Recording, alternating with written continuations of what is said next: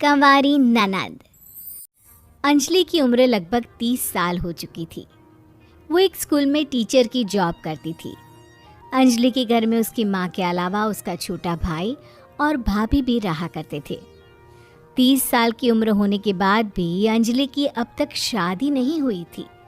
इस बात को लेकर अंजलि की माँ रुक्मिणी देवी काफ़ी परेशान रहा करती थी।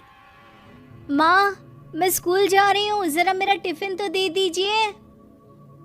अब क्या पूरी जिंदगी मैं तुझे टिफिन बनाकर देती रहूंगी? अरे कुछ सोचा भी अपने बारे में या बस ऐसे ही? क्या माँ, सुबह सुबह फिर वही बातें लेकर बैठ गई। माँ गलत क्या कह रही है अंजलि दीदी, इतनी उम्र हो चुकी है आपकी, माँ कब तक आपकी सेवा करती रहेंगी। भाभी, मैंने माँ को कब कहा कि मेरी सेवा करो? वैसे भी अपना टिफ़िन मैं खुद तैयार कर लेती हूँ, बस टेबल से उठाकर देने को ही तो कहा था। वैसे अंजलि दीदी, देखा जाए तो टिफिन उठाकर देने की उम्र तो आपकी है।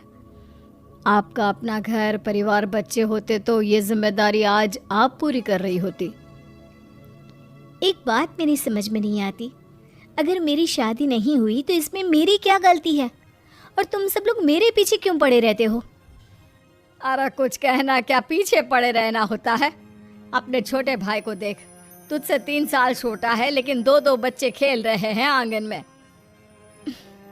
मुझे आप लोगों की कोई बात नहीं सुननी, जा रही हूँ मैं। और आप में से किसी को मेरा कोई काम करने की जरूरत नहीं है, मैं खुद संभाल लूंगी। इतना कहकर अंजलि वहां से चली जाती। शाम को जब अंजलि अपने स्कूल से लौटकर घर वापस आती है तो उसने देखा कि पड़ोस वाली निर्मला चाची वहां पर बैठी हुई थी। क्या बात है अंजलि बिटिया, नौकरी करके वापस आ गई? जी चाची जी, कैसी हैं आप? मैं तो ठीक हूँ बेटा, तुम बताओ शादी के बारे में कुछ सोचा या नहीं? अरे रहने दीजिए ना, इससे तो शादी की बात करना ही बेकार है।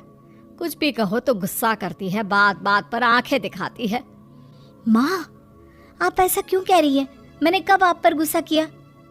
अरे अंजलि बेटा, तुम्हारी माँ ठीक ही तो कहती है, 30 की होने आई हो, अब तुम्हें भी शादी वादी कर लेनी चाहिए। चाची जी, आप तो ऐसे कह रही हैं जैसे शादी करने से मैंने मना किया हो।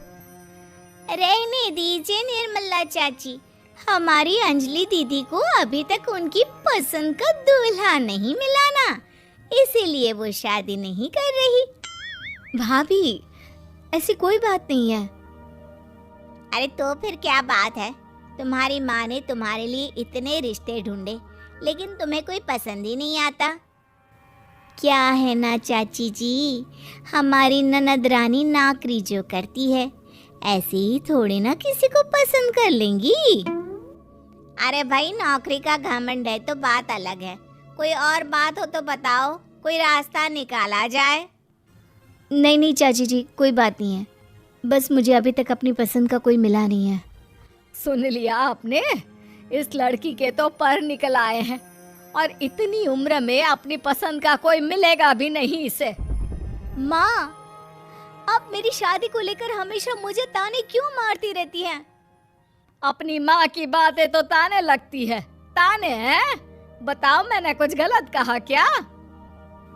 देखो, ये सब छोड़ो, मेरी दूर की बुआ का बेटा है, उसकी अभी शादी नहीं हुई है, उम्र होगी कोई 34-35 साल।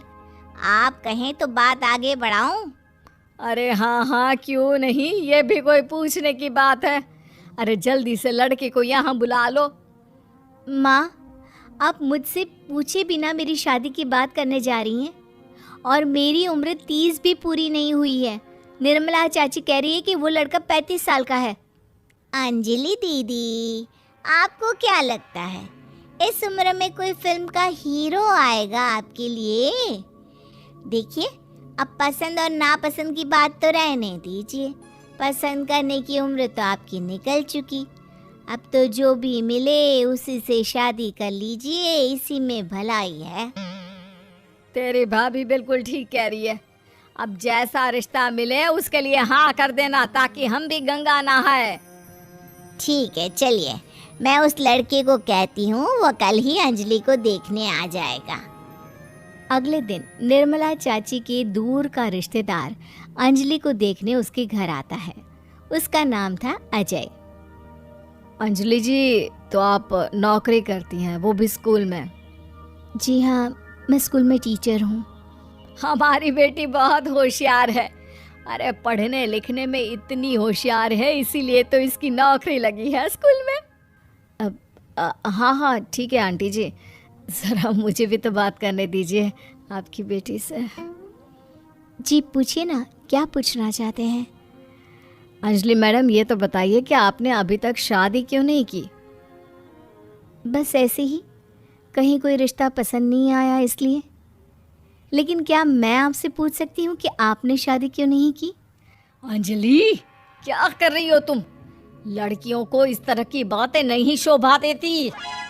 रहने दीजिए आंटी जी, आपकी बेटी काफ़ी पढ़ी लिखी है, मैं उनके सवाल का जवाब दे ही देता हूँ। वो क्या है ना, मुझे भी अभी तक अपनी पसंद की कोई लड़की नहीं मिली। अच्छा, कोई बात नहीं। वैसे आपकी तनख्वाह कितनी है, कितना कमा लेती हैं महीने का? जी यही कोई 25,000 महीने। बस 25,000? इतने से क्या होता है? इतने से तो आजकल घर भी नहीं चलता। आपके कहने का क्या मतलब है? अरे मैं तो ये सोच कर आया था कि नौकरी वाली लड़की है, आराम से 40,000 कमाती होगी। माफ़ कीजिएगा, आपका और मेरा रिश्ता नहीं हो सकता। जी कोई बात नहीं, मुझे भी आपके साथ शादी करने में कोई इंटरेस्ट नहीं है। अंजलि, किस तरह की बात कर रही हो? घर आए रिश्ते को ठुकरा रही हो तुम। दीदी, अब इस उम्र में आपको इतनी अकड़ नहीं दिखानी चाहिए। अच्छा खासा रिश्ता हाथ से निकल गया, कहीं ऐसा ना हो कि जिंदगी भर कुंवारी ही रह जाओ आप। कुछ दिन और ऐसे ही निकल जाते हैं और अंजलि की शादी कभी नहीं होती। अंजलि के परिवार वाले बिंदास उसे ताने मारते रहते हैं, लेकिन अंजलि एक बड़ी नौकरी की तैयारी करती है और उसमें सिलेक्ट होने के बाद अंजलि को एक बहुत बड़ी नौकरी मिल जाती है। अब तो दीदी के नखरे और भी ज़्यादा बढ़ जाएंगे भाई, अब तो इतनी बड़ी नौकरी जो लगी है, अब इनकी शादी होने से रही। माँ, मुझे नौकरी के लिए दूसरे शहर जाना पड़ेगा। आप जानती हैं ये बहुत बड़ी जॉब है और इसमें पैसे भी बहुत ज़्यादा मिलेंगे। अच्छा, कितने पैसे मिलेंगे बेटा? माँ, मुझे हर महीने 90,000 सैलरी मिलेगी। क्या? अरे वाह वाह, ये तो बहुत अच्छी बात है। लेकिन फायदा क्या? कितने भी पैसे मिले, शादी तो हुई नहीं ना तुम्हारी।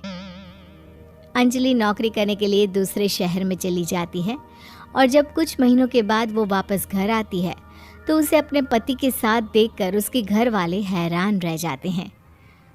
अरे अंजलि, तूने शादी कर ली और हमें बताया तक नहीं। और दामाद जी करते क्या हैं? इतनी बड़ी कार है उनकी। माँ, मैं आपको सब कुछ बताना चाहती थी, लेकिन आप सबके ताने सुनकर बहुत दुखी हो गई थी और इसीलिए मैंने अपनी पसंद से शादी कर ली। मेरे पति मेरे साथ ही ऑफिस में नौकरी करते हैं और बहुत बड़े अफसर हैं। और एक बात बताऊँ माँ, आज मैं बहुत खुश। दोस्तों, हमको उम्मीद है कि आपको हमारी ये कहानी पसंद आई होगी। कृपया हमारे चैनल को सब्सक्राइब करें और सभी अपडेट्स के लिए बेल आइकन जरूर दबाएं। और हाँ, वीडियो को लाइक और सब्सक्राइब करना मत भूलना। Bye bye.